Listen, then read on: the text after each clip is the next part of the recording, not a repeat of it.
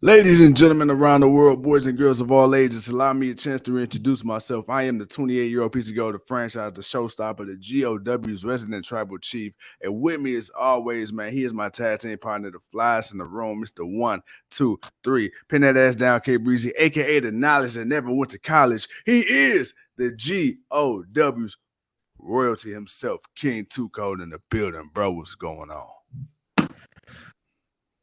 Uh, Other than having to get some mouth work done, I'm good. I'm good, man. SmackDown is really crappy. I don't know if I'm just being judgy or it was a good couple of matches, but man, there was some stuff on this show that just I'm looking like, why is this? Why is this happening like this? Why is this? Why? What? So other than that, man, it's AEW week, man. We Yeah. already know what we're pumped for, what we're hyped for. This is just kind of the formality. We gonna go through SmackDown because it's SmackDown, but uh, yeah, man, we got a rampage to get through, and man, and because I was out of it yesterday, we got our predictions we got to get, man, and we got to get them predictions in because the tribal chief is gonna bend the knee to the king. So with that being said, franchise, my man, do what you do best, my guy. Well, with that, like you said, man. With that being said, we're gonna run through SmackDown really quick right now. We are currently gearing up for the main event with the SmackDown, I'm gonna call him SmackDown champion, with the Universal Champion Roman Reigns, and of course you got King Woods coming out to the ring right now. So they about to go ahead and do their thing, and the winner of this match will end up bending the knees to the other. But before we, to talk about that and what happens there, man, let's talk about what happened tonight. So tonight we started off, man, in the ring. We had Sonya Deville and the women's SmackDown Survivor Series team. Then, of course, Sasha Banks, she gets introduced as the captain of the team. She comes out. Following Sasha Banks, we got Naomi. Out of nowhere, a fight breaks out. We come back from commercial break and find ourselves in the 6-woman tag match. And, of course, it's Banks, Aaliyah, and Naomi versus Natalya, Shayna Baszler, and Shotzi Blackheart. The team of Banks, Naomi, and Aaliyah ended up picking up the victory. Naomi caught Natalya up on the ropes, and Aaliyah ended up picking up the roll-up victory. Tuco, eh. The match itself wasn't bad. No. It wasn't bad. Clearly, you could tell they're going to try to push Aaliyah. Once again, Vince, he said that he wants to push some of the younger talent. Clearly, as we're going to get to later on in the night, we've seen one of the rising stars of NXT on SmackDown television. So, and then we got Ridge Holland as well. Clearly, Vince is not wasting any time with the upcoming young talent on the main roster. So, with that being said, man, what did you think of this first opening match, the 6-women tag team match? Um, it wasn't bad. Of course, you announced the SmackDown Women's team. That's going to be the Survivor Series team, to go up against Raw. Um, different. Uh, there's some star power to it. Unfortunately, there's not much build. Yeah, and you can tell, man, they kind of just really put these things together. Nathan, man, what's going on with your brother, man? Glad you got time to come and holler with the boys. What up, Nate? Yeah, it's it is what it is, man. We understand what WWE's been going through. We also understand they just been letting go of a lot of people. They haven't really been pushing storylines. Everybody just been everywhere. I guess they were going to do something after the draft when we got the crown jewel. They were supposed, everybody's supposed to end up on their rifle shows and storylines and stuff was supposed to get pushed forward, but it seemed like they don't really have too much. They're just going with the basic. Right now with New Day and the Usos and Roman, that's a storyline in itself. Drew's really not fighting anybody, but he's kind of on his own little path to earn his Universal Championship or pretty much make it clear why he will be the number one contender real soon. Um, so there's been some stuff, but others has been kind of a slow build, and others has just been kind of out of nowhere. Ugh. But this was cool. It was cool to see It was cool to see the women. The women put on a nice 6-man tag. This was actually 6 women I could watch, give or take Carmella. But I can watch all the rest of these women because they're good in the ring and I like them. But yeah, it was a nice way to start the show. Nothing too much more than that. I'm just really ready for them to get to the Naomi and Sonya Deville part of the story. Leo was good. Joe was good. Joe. All right. Next up, man, we get a segment. We get Sami Zayn talking to himself in the mirror, and Jeff Hardy ends up showing up in the frame. Them two, they have a little bit of a back and forth. And then, of course, that we will find out shortly after that. We get a segment, man. We get Aaliyah. She's on the phone. She's happy. She's roster. And then Sonya Deville walks into the frame. Whenever Sonya walks into a frame during a good time, you know it ain't good for you. As we would then especially find when out, Naomi had something to do with it. Yeah, so Sonya, she asked Aaliyah, how long have you known Naomi? And before she can even answer, Sonya says, "Hey, well, guess what? I got some bad news for you. I got word that you will no longer be on the SmackDown Women's team," which is cool with me because I didn't really feel like she deserved that spot, not yet. A lot of people wonder why Naomi wasn't on the team, and then of course later on we will see Toni Storm, which is somebody else who really, if you're gonna put a new up-and-comer, so to speak, on that team. Hell, Toni Storm, definitely. But then after this, man, so we get a segment. We get Paul Heyman and Caleb Braxton, in which we will find out that in the main event, Roman Reigns versus Xavier Woods, the loser will bend the knee. If Roman, for whatever reason, cannot make Xavier Woods bend the knee, he will relinquish his championship and be banished from SmackDown. But, of course, you know how that goes. Well, that was if Roman doesn't bend the knee, for Xavier Woods. Oh, if Xavier beats him and Roman doesn't bend the knee, then he'll be stripped of the championship. See, that's why you my man $100,000, man. Because hey, you picked up with a drop down, goddamn it. You took it to the end zone like Warren Sapp and the old Tampa Bay Buccaneers. Hey, baby, it didn't even hit the ground, baby. It didn't even hit the ground. They didn't even. Go ahead. And then, of course, man, we get this terrible, terrible segment with Madcap Moss and Baron Corbin. Shit sucked. Oh my god, dude, they're the crazy part. I bet you Vince probably thinks this is such good shit. Corbin, I can see them dying inside every time they gotta do all that extra over laughing shit. You can see them truly dying inside. Like, damn, dude, can y'all, man, can we do something better than this? And why we gotta sit here and pretend like we're laughing at these bullshit, corny ass jokes that ain't never been funny? I think out of all the shit Mad Cat said, I think he had one that was kind of, sort of, maybe a little funny. Outside of that, everything else has been trash. So it is, every time I see it, man, it's like I just see Corbin just dying inside. He's like, Jesus, I wish they'd find something to do with me. Can I just go back to being a lone wolf? Like, shit, shit, man. Can I just send me back to doing that and let me just beat up enhancement talent? Fuck it. I don't want to do any of this other bullshit. But he a soldier. He doing what he do, man, to get that check and keep himself relevant. And I'm not mad at him for that, but I am mad at this gimmick. So, man, yeah, and it's like, I mean, come on, like you said, I think it's ran its course. The shit's not funny. The thing was, I think if the purpose was for them to not be funny and just kind of be like annoying, like the Young Bucks, making AEW, that's one thing. But you can tell, like, it seems like the shit's supposed to be funny. It's just not, and that's kind of where it gets a little irritating. It's assholey. It's that borderline assholey that we talk about when we say the Young Bucks and Omega, like you just said. When we talk about why people are saying their heels are terrible, I'm like, nah, man, their heels are awesome. It's exactly what it's supposed to be, and so is Corbin's. The problem is, like the Young Bucks, but the thing is, there were certain things they did I was okay with as a heel. He hasn't done anything that I'm okay with as far as this character, other than, I don't know.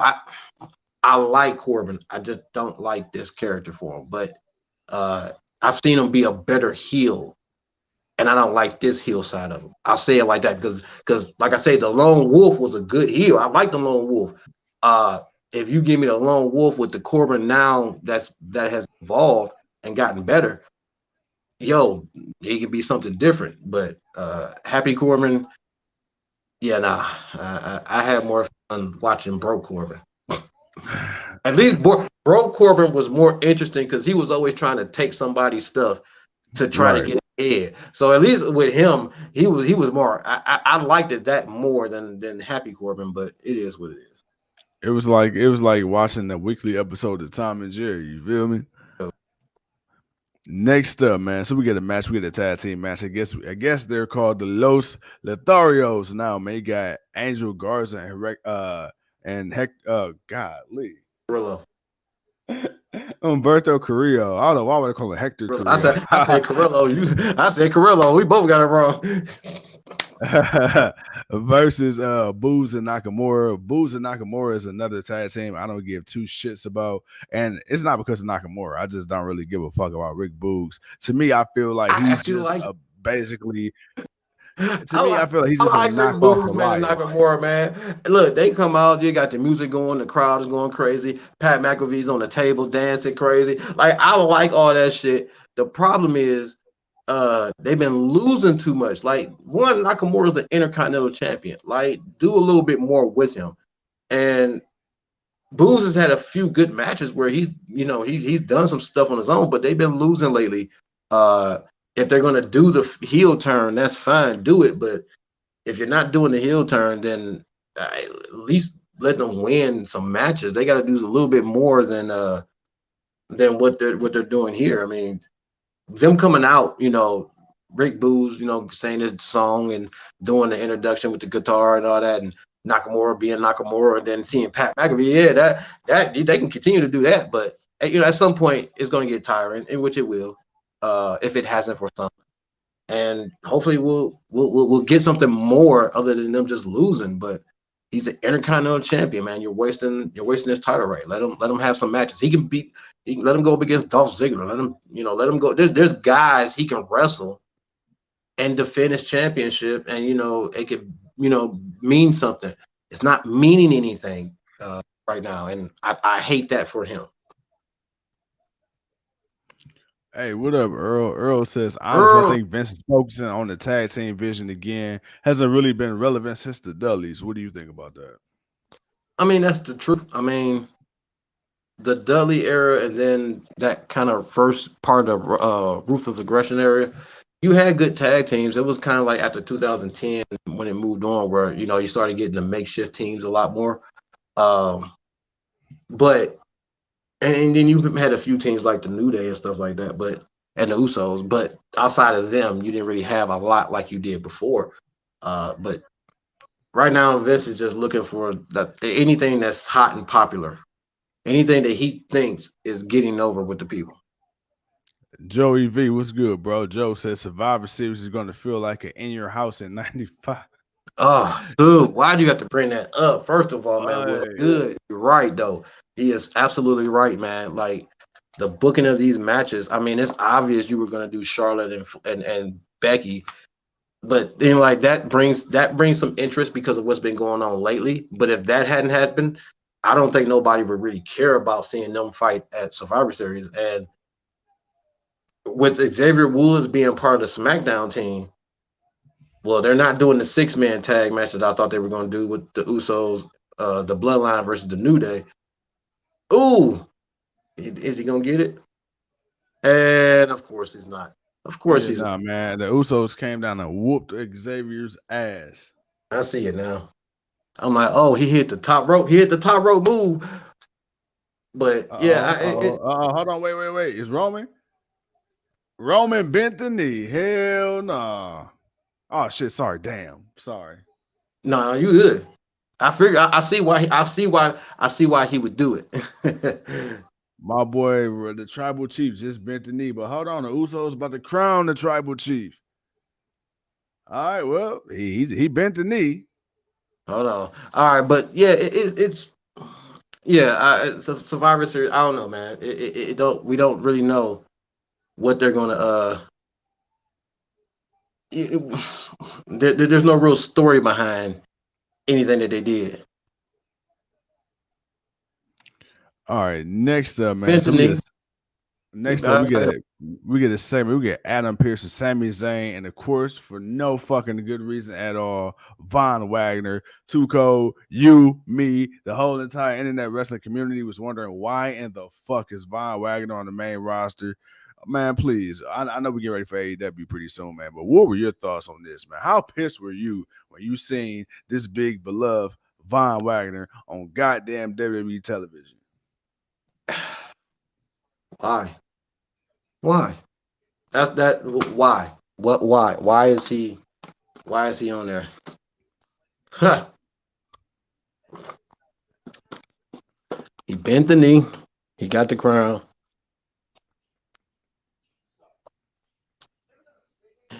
There was never no rule that said Xavier had to be in the ring when Roman bent the knee. Hey, man, it's all about technicalities, right? Right. All about the technicality. Well, speaking of technicality, let me go ahead and While you change. doing that, I just went on ahead and put my shit on Rampage right now. All right, so let's get the rest of this. So after this, man, we get Charlotte Flair. She comes out to the ring, cuts a promo on Becky Lynch. She says she could be any woman that steps through the ropes and calls herself the Star Maker. One of the funniest LOL LMAO moments of the night for me was when Charlotte Flair said there's nothing natural about Becky Lynch. Now, I'm not here to shame or body shame anyone, but when you think about that statement, I just feel like it is super ironic considering Charlotte Flair's recent history. But that's neither here nor there. All right, then we get Toni Storm. Toni fucking Storm. She put the biscuits and gravy down. It came out of catering. And then what did she do? She challenged Charlotte Flair. And what did Charlotte Flair say? Charlotte Flair said, nah. But have no fear because Toni Storm is here. Now, I understand why Charlotte said no, but I got a good feeling, man, after Charlotte beats Becky Lynch, which I'm sure she probably will, at Survivor Series, I got a feeling, man, we're going to get a nice rivalry between Charlotte Flair and Toni Becky, Storm. you say Charlotte gonna beat Becky? I think so. I don't think that's. I don't know. I'm thinking so, but put that aside. I believe after Survivor Series, I think we're gonna finally see Toni Storm get a rifle push and against Charlotte Flair. What did you read in this segment, man? Charlotte Flair she's the queen. Flat out, man. Like flat out. She's the queen. Hey, and real quick, I'm gonna let you know now. I'm gonna pause. If there's an issue, go ahead. If there's an issue on why she's the way she is, it's Vince's fault. You did that. You pushed Charlotte Flair. How many times did you give Charlotte Flair a title opportunity over people that should have actually continued to hold on to the championship or should have actually beat her to be a more legit champion? Now, yeah, okay, you got Bayley and Sasha and Becky. They've done it. And then you got a Asuka every now and then, or maybe a Naomi once, or, but when it really mattered, man, did you ever really, not put Charlotte over for somebody else just because you just want Charlotte to do it. Now, yeah, we all understand she's Ric Flair's daughter. We expect her to have as many championships, if not more, than her dad. So we understood that at a point, but that still comes to Vince, man. You put Charlotte in this position to where now, when she ain't feeling something about her character, she letting you know. And she ain't holding her back her feelings. And it's awesome. And it's good because that's the Charlotte Flair I want to see. I don't need a good Charlotte Flair. I don't never need a good Charlotte Flair. Charlotte is one of those people that can be a forever heel. And I'll be fine with it because she is that. I don't never expect her to be great and to be good. And when she is good, just like her dad, I can see him doing something and then turning on like he used to do Sting. Like, you know what I'm saying? And like he used to do others. I can see it that way. But no, she can stay a heel. And as far as Toni Storm, honestly, I'm glad she came out and she stepped out. But it's like, damn, what's taking so long? For me, that's what it feels like. For Toni Storm, it's like telling like Shotzi Blackheart, it was cool because, all right, she got that opportunity. But Storm, I want to see it, but I still don't know about this new character she is on the main roster. Next up, after this, we got King Woods who says Reigns will bend the knee. Then we get a match with Jeff Hardy and Sami Zayn. The loser would be eliminated off the Survivor Series team. Jeff Hardy ended up picking up that victory. Then we had Aaliyah, Ricochet, and Ali. They had a segment in the back. Then we get a fucking terrible. First of all, we get Hit Row. They drop a little freestyle, whatever, yeah. Then we get Jinder Mahal and Shanky doing their little fucking 8 Mile rendition. And that shit was fucking terrible. All right. Then we get something that made me feel just a little bit kind of curious on what the hell is going on. We got Ridge Holland, who seems like he's just so infatuated with that boy Sheamus. I mean, I've never in my life seen a head so far up one human's ass in my life. And that is saying a lot because I've seen Vince McMahon get shoved. What was that? Big Show's ass? The Stooges. Yeah. Oh, damn, I forgot about the Stooges. Yeah, you know what? That's exactly what it is, man. Hey, Ridge Holland is Sheamus's stooge. Too cold, man. Sheamus, he's coming back next week, according to the stooge Ridge Holland, man. What do you think of this segment? I don't like his factuation over Sheamus, but I'm hoping it's a lure to not want to team with Sheamus, but to beat Sheamus and start a one rivalry. And then hopefully if it goes that way, sure. But a match versus Ridge Holland versus Cesaro, I wouldn't mind seeing that. I definitely wouldn't mind seeing that. So we'll see where that go. Other than the fandom, it's okay for right now. The shit is very Mickey James meets Snitsky. You know, it's very, very weird to say the least. But then, of course, man, we get the main event. All right, let's get this shit out the way. So we get the Tribal Chief, we get the Universal Champ, we get Roman Reigns versus your king of WWE, King Woods, Xavier Woods to be exact, in which the loser must bend the knee. So pretty good match, man. Roman Reigns ended up, hey, my mama is on the stream now. Hey, ma, what's going on? Roman Reigns, when he made Xavier Woods look like $1 million. I mean, this match was really good, especially for the time it got. Of course, you know, Roman Reigns wasn't gonna bend the knee just to bend the knee. You knew some shenanigans had to happen too, Coleman. I had to steal your word, my brother. Some shenanigans happened. Xavier Woods went to the top rope. He looked like he was about to put Roman Reigns out of his misery. Out come the Usos. They whooped his ass from Sunday to Monday and brought him back around to Saturday and then whooped his ass again. They baptized his ass by steel steps outside the ring. And then, of course, man, Roman Reigns, he did what he said he was going to do. He ended up losing thanks to disqualification. He bent the knee, but upon bending the knee, the Usos placed the crown upon thy head of the Tribal Chief in the middle of the ring in the island of relevancy. Tuco, man, what did you think of this match? The match was good. Honestly, this should have been I could have seen Xavier getting a number one contenders opportunity out of this. But they'll push it for something else. Even though he lost to Roman Reigns, he actually technically he beat Roman Reigns. So because the Usos disqualified, so technically he did beat him, so he won. So I can see him getting a title shot actually after this. So we'll see a rematch for the championship. Will we see that Survivor Series? I'm not sure. Will WWE go back to giving us those, type of main event matches? I don't know, but we'll see. If not, it'll definitely be since there's no other pay-per-view for the main roster until Royal Rumble. I can definitely see them doing this on a TV show. Roman Reigns versus King Xavier for the WWE Universal Championship match. Well, Tuco, man, from me to you, from the Tribal Chief to the King of the GOW. That will wrap up. That will conclude. That will end our Friday Night SmackDown review show. Now, my guy, Friday Night Lights are in full effect as we got an hour of that beautiful, beautiful show called AEW. As we got Friday Night Rampage.